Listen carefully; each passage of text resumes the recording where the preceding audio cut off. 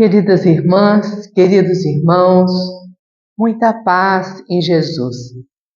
Não foi à toa que a leitura preparatória nos falou acerca dos remédios encontrados no seio da família.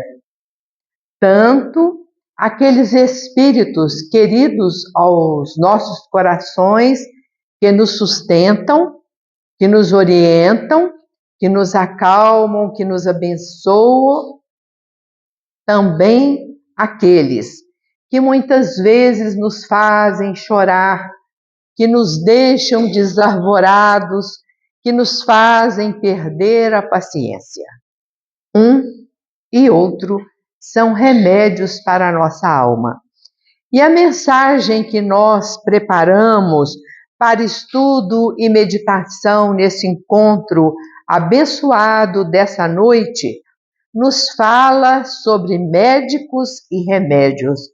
E está contida em Mateus, capítulo 9, versículo 12. É uma passagem que também é repetida no Evangelho de Marcos e de Lucas. O versículo 12 do capítulo 9 de Mateus, que Kardec pensou e colocou no capítulo 24 do Evangelho segundo o Espiritismo, diz o seguinte: não são os sãos que precisam de médico. Essa expressão, essas palavras, não são os sãos que precisam de médico, foram ditas por Jesus em uma ocasião muito especial, quando ele acabava de convidar o último dos 12 apóstolos para integrar-se àquele grupo de espíritos que iriam ajudá-lo em seu messianato e que continuariam, após sua volta ao mundo espiritual, a divulgar as lições divinas do Cristo. Jesus, quando começou a regimentar aqueles 12 companheiros que lhe acompanhariam durante os seus 3 anos de apostolados, já sabia de antemão, e nós espíritas temos plena consciência disso, que no mundo espiritual aqueles seres, todos eles espíritos de alta hierarquia, já haviam se comprometido com Cristo para assessorá-lo em sua missão aqui na Terra. É por isso que o homem profano, quando estuda os evangelhos, fica perplexo ao ver, eles dizem, espíritos simples, pessoas sem cultura, terem o grau de entendimento que os apóstolos demonstraram. Não são espíritos simples, não são pessoas sem cultura, embora todos eles naquela encarnação e como exemplo maior para todos nós, exerciam profissões singelas, despretensiosas. A grande maioria deles, pelo menos 9 dos 12, sabemos nós, a começar por Pedro, eram pescadores. Judas de Iscariotes era um comerciante. E Simão, o Zelote, era um político que participava dos movimentos de libertação do povo judeu quanto ao jugo romano. Falta um para completar o colégio apostolar. E é exatamente no dia em que Jesus convoca o último dos 12, que era um publicano, isso é, um judeu encarregado de receber os impostos cobrados pelo jugo romano, que completa-se o grupo dos 12 escolhidos por Jesus, o Cristo. Quem era esse publicano? Chamado inicialmente Levi e depois Mateus, e é do evangelho por ele registrado que nós vamos tirar no capítulo 9, versículo 12, as palavras de Jesus. Não são os sãos que necessitam de médicos. Então, diz o próprio evangelista, e depois nós vamos ver repetidas as mesmas palavras em Marcos e em Lucas, que Jesus chegou na coletoria de Cafarnaum, onde Levi atuava como um publicano, e disse: segue-me. E ele o seguiu. Vejam bem, um homem rico que desfrutava de uma posição social privilegiada, embora pelos judeus fosse detestado porque era o cobrador de imposto, se ele vai deixar tudo, parar de recolher os impostos e amealhar para si e para a família uma quantidade significativa de dinheiro para não ganhar mais nada na companhia de Jesus, e foi assim durante toda a sua vida, até desencarnar através do martírio. E foi justamente Mateus, o mais letrado deles, é que escreveu os primeiros papiros, as primeiras notas, os primeiros pergaminhos, transcrevendo as lições de Jesus. E nós vamos aprender isso em um livro psicografado por Chico Xavier, Paulo e Estevão.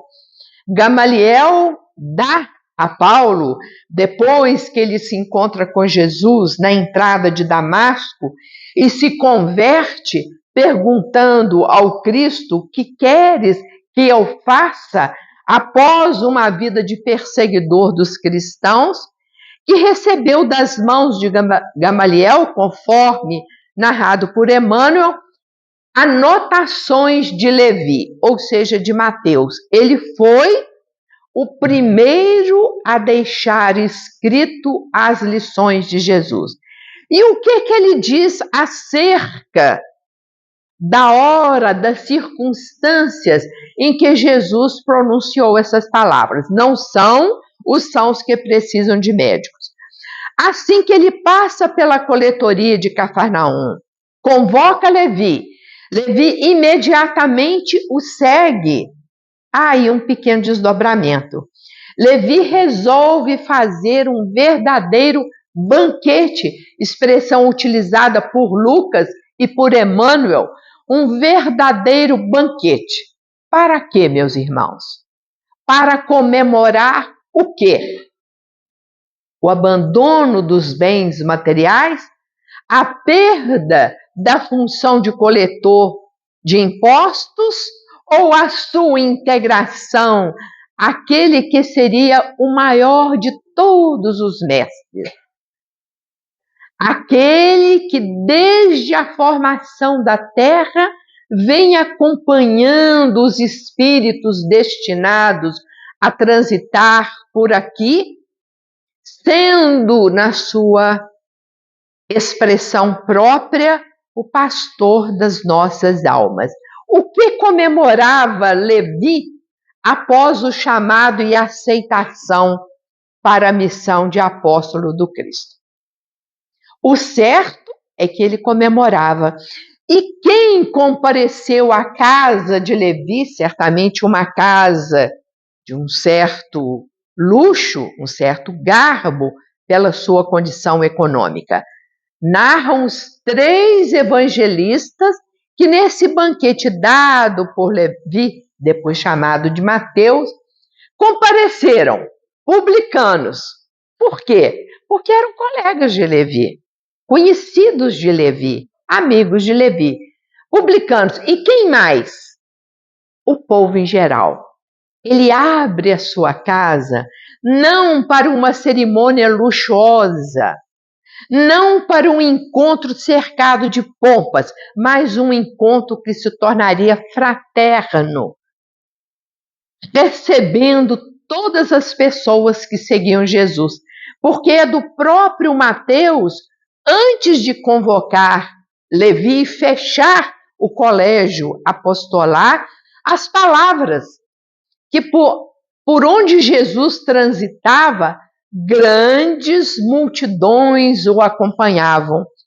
Porque antes de iniciar a sua pregação messiânica e antes de formar o colégio apostolar, Jesus já transitava pela Galileia fazendo grandes milagres, grandes curas.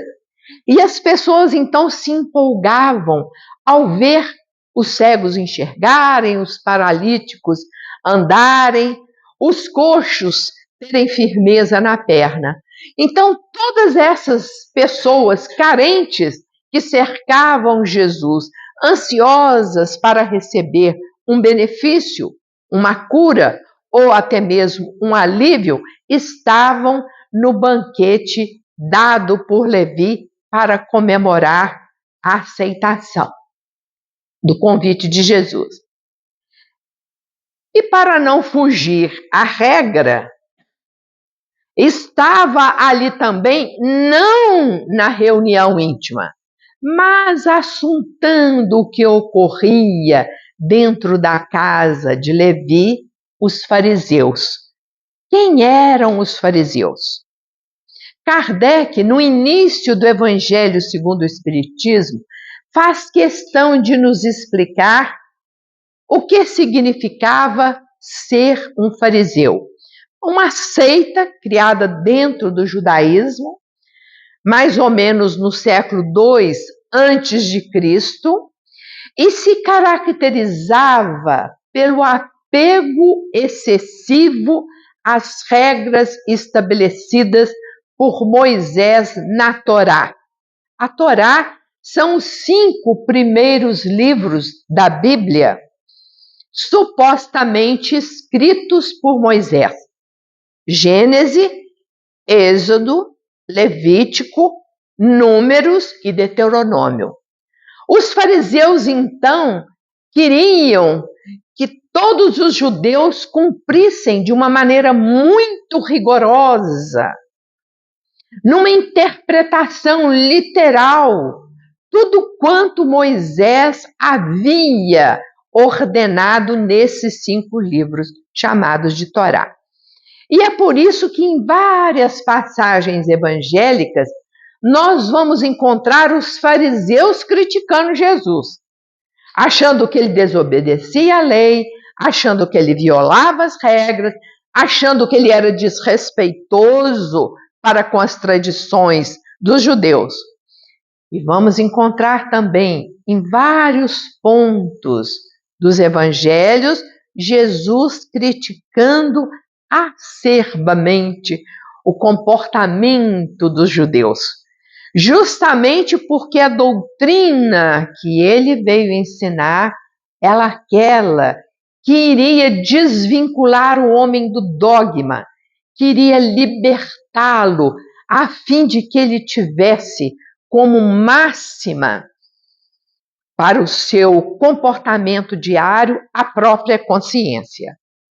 Então eram esses fariseus que já estavam com o olho crítico, vendo o comportamento de Jesus, que comentaram lá fora da casa com os discípulos de Jesus o seguinte: que mestre é esse o de vocês?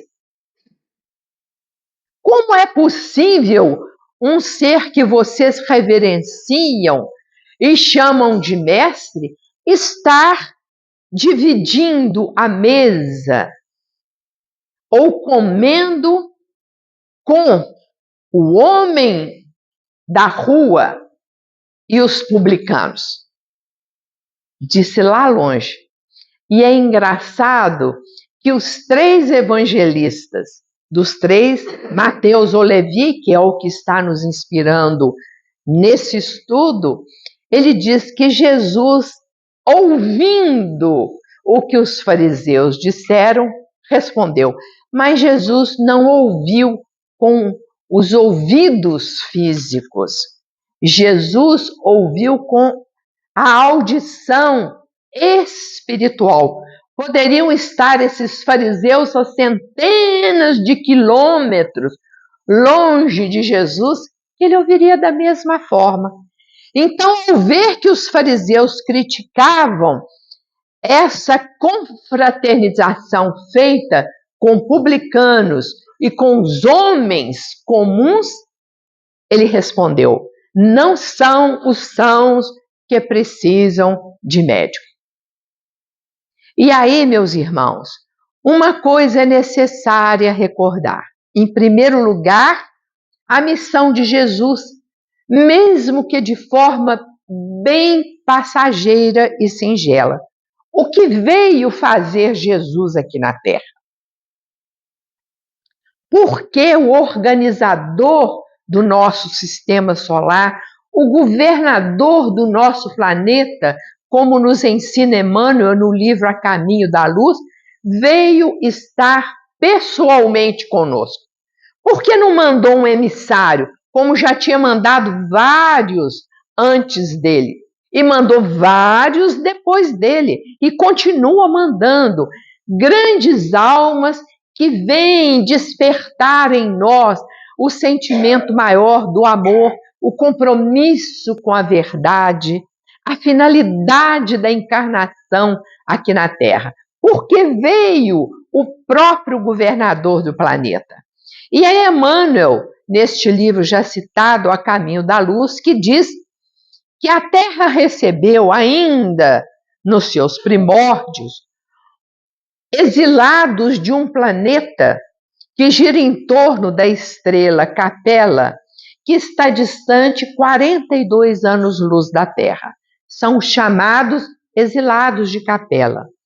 E esses espíritos que vieram para a Terra como exilados, e não foi um, nem dois, nem alguns, não. O próprio Emmanuel registra nesta obra, A Caminho da Luz, que eram milhões. Milhões.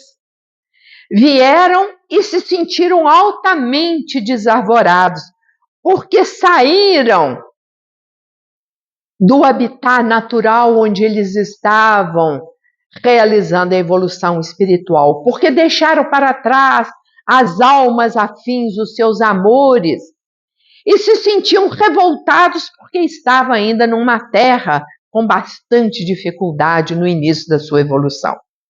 Então foi ao receber esses espíritos muito desenvolvidos intelectualmente, mas extremamente deficitários na área do amor, do sentimento, que ele, para acalmá-los, prometeu vir aqui na Terra, falar face a face com o homem, relembrando todos os ensinamentos que os capelinos já haviam recebido pelo próprio Cristo no mundo espiritual.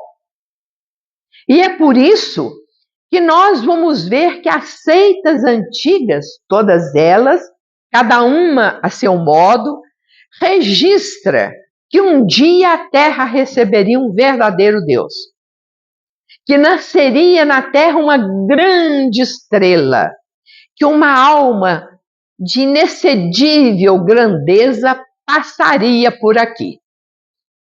E dentre os que indicaram a passagem desse avatar, dessa grande alma, desse Deus, dessa estrela, está Isaías, considerado um dos maiores profetas pelos judeus.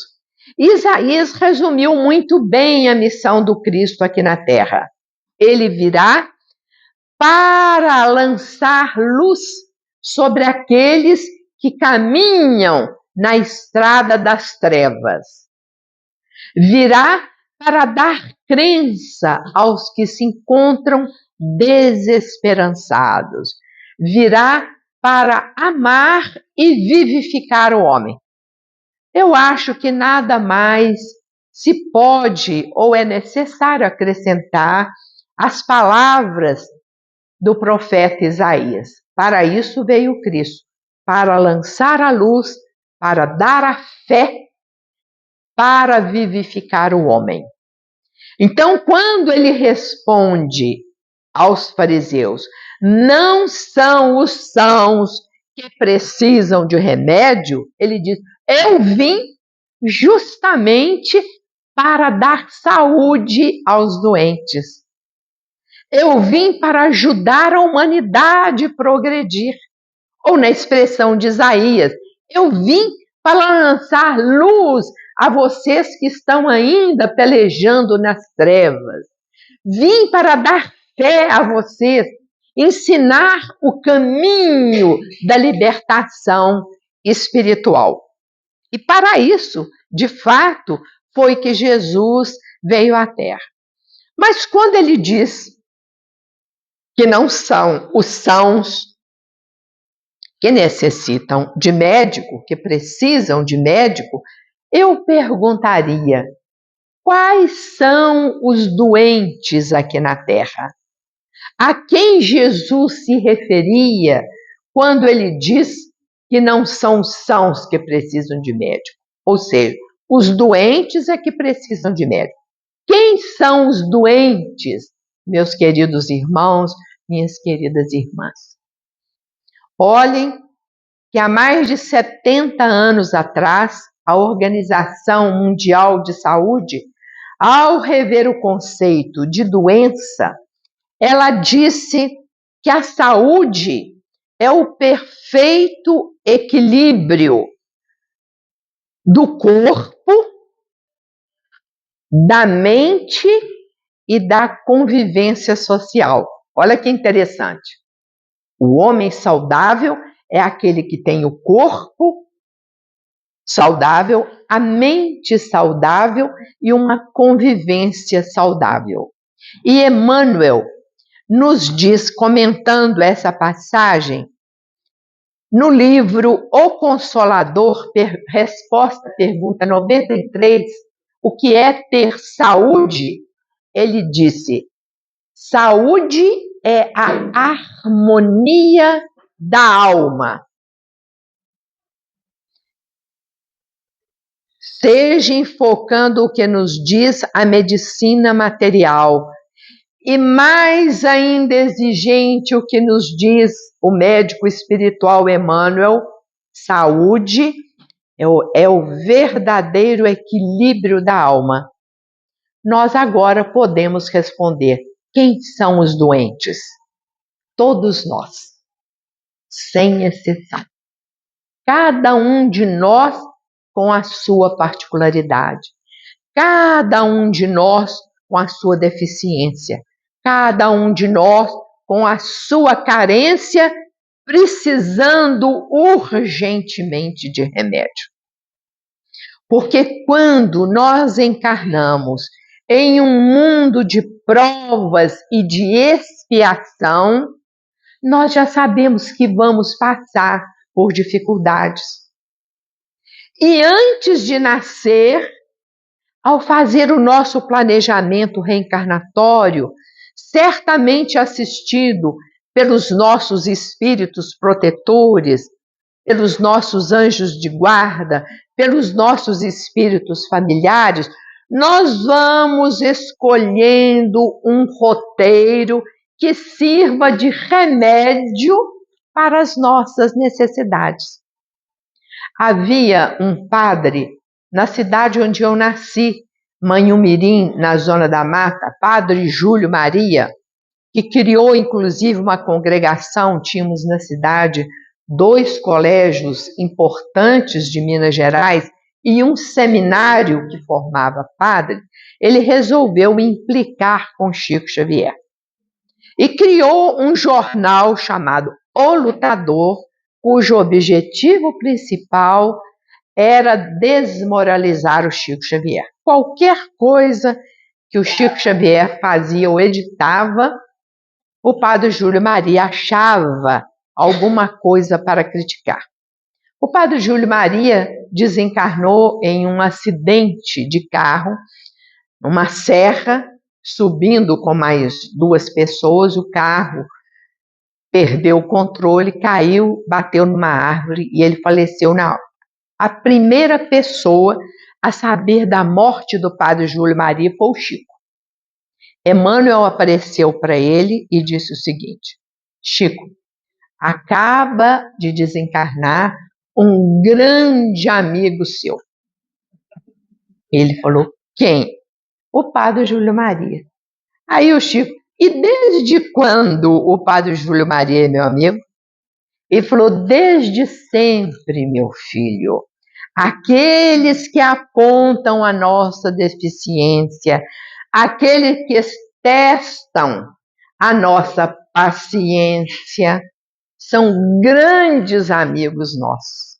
Nos ajudam a progredir, nos empurram para a frente. Vamos fazer uma oração para o padre Júlio Maria? Então, Ramiro Gama conta que Chico, então, junto com Emmanuel, foi o primeiro a saber, e a primeira oração em benefício daquele irmão desencarnado foi endereçada por Chico Xavier. Não são os sãos que precisam de médico. E quando Emmanuel chama no livro Esperança, comentando também esse versículo, o 12 do capítulo 9 de Mateus, não são os sãos que precisam de médico, ele chama Jesus do divino médico. E ele diz: todos os remédios necessários para as nossas mazelas foram dados por Jesus. Aquele que nos tem ódio, como que nós vamos responder a esse sentimento ainda tão primitivo? Ele ensinou lá: amai os vossos inimigos. Aqueles que nos prejudicam, como nós vamos reagir? Fazei o bem aos que vos odeiam. E aqueles que nos caluniam? Coitado do padre, né? O que nós vamos fazer? Orai pelos que vos perseguem e caluniam. E aqueles que nos estão torturando dia a dia? Quantas vezes eu vou perdoar? Perguntou Pedro. Até 7? 70 vezes 7. E aqueles que quiseram apedrejar a mulher adúltera, levando como fundamento a lei de Moisés, que dizia realmente que a mulher pega em adultério deve ser lapidada até a morte. O que disse Jesus? Aquele que estiver sem pecado, atire a primeira pedra. E foram saindo um a partir dos mais velhos. Mas o problema é saber se nós estamos tomando o remédio. Aí é que o negócio complica. E eu me lembro muito da minha irmã, que era médica, e muito paciente, coisa que eu não sou. Um dia eu cheguei do médico, irritada, e falei com ela: eu acho esses médicos muito engraçados.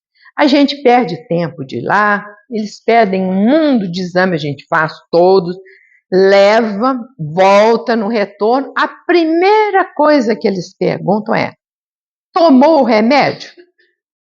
Vê se eu ia ter esse trabalho todo de ir ao médico, de fazer o exame. Ela falou: você está completamente enganada. A maioria das pessoas, dos pacientes, não toma o remédio. Quando ela me falou isso, eu transpus essa informação dela, que é da medicina humana, para a medicina espiritual. Quem é que toma o remédio que Jesus nos ensinou há mais de 2000 anos? Quem é que perdoa? Quem é que desculpa? Quem é que mantém a harmonia anterior e não se deixa irritar? Quem é que não perde a calma? Quem? Não adianta trazer o remédio se nós não tomamos o remédio. Então, Emmanuel termina a página comentando o versículo: não são os sãos que precisam de médico, de uma maneira admirável. Ele diz: por mais perfeito que seja o médico e por melhor que seja o remédio, se nós não usarmos o remédio, não é possível ter resultado. É absolutamente ineficaz a receita que fica no papel sem que haja o comprometimento do doente quanto ao uso desse medicamento. Então, o importante, meus irmãos, não é procurar o medicamento, ele está aí a nosso dispor. Mas cadê que nós utilizamos esse medicamento? Humberto de Campos, através de Chico Xavier, traz uma página que não é um conto, porque ele fala que é uma versão verdadeira de um encontro que ele teve com um companheiro no mundo espiritual, o Belarmino Bicas, que chega perto de Humberto de Campos e diz para ele: já que você escreve muito bem, já que suas obras estão tendo muita aceitação pela psicografia do Chico, conte para eles a minha história. Aí Humberto de Campos indaga: e qual é a sua história? E Belarmino Bicas então conta: ah, meu irmão, eu cheguei aqui no plano espiritual e achei que realmente eu tinha tido uma vida tranquila, uma vida bem vivida, tinha aproveitado as oportunidades. Quando eu chego aqui, a primeira coisa que me informam é que eu sou um suicida involuntário. Muito semelhante à história de André Luiz contada lá em Nosso Lar. Mas como? Ele falou: por causa da irritação. Ele falou: que irritação? Ele falou: Belarmino, o mentor espiritual, olha aqui a sua ficha. E começou a ler linha por linha. Com a esposa, 3.000 questões, por só menos. Com os filhos, 10.000. Com o chofer, não sei quantas. Com o verdureiro, com o alfaiate, com o vendedor, com o transeunte, com o colega de trabalho. E item por item foram anotados para no fim ter lá 30 e tantos mil. E o resultado dessas crises de irritação do Belarmino Bicas foi que ele acabou desencarnando 18 anos antes do que havia sido estabelecido em seu planejamento reencarnatório. Com André Luiz aconteceu exatamente a mesma coisa. Ele ouve lá no umbral os espíritos sofredores acusarem-no de suicida e fica revoltado. Mas quando ele é acolhido com tanto carinho, tanto amor, no hospital de Nosso Lar, por Clarencio, e chega um médico e olha a ficha e diz a mesma coisa: pena que tenha vindo pelo suicídio. E aí ele explode. Olha o retrato do espírito. Ele explode: não, isso aí foi anotação errada. Eu não vim pelo suicídio, eu tive um câncer intestinal, fui internado, sofri cirurgia, fala lá uma história qualquer que entendeu ser a verdadeira, e o médico falou: isso tudo é verdadeiro. Mas esse câncer não estava no seu planejamento reencarnatório. Não estava. E sabe por que você teve o câncer? Porque você é muito mau gênio.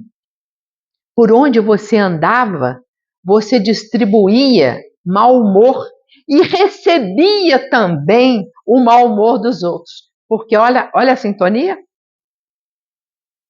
Se eu estou sintonizando no azedume, eu vou potencializando o meu azedume porque eu capto o azedume de todo mundo.